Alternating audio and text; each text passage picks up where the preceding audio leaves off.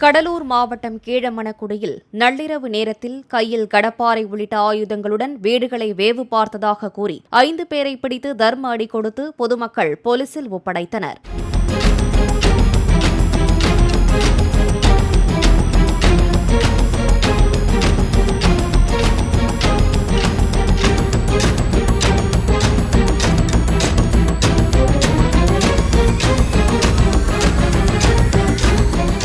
அந்த 5 பேரும் கொள்ளையில் ஈடுபடுவதற்காக தங்கள் கிராமத்தில் சுற்றித் திரிந்ததாக ஊர் மக்கள் புகார் தெரிவித்தனர்.